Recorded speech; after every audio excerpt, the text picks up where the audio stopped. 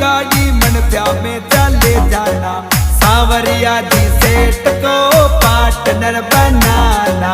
business में सावरिया भरेगा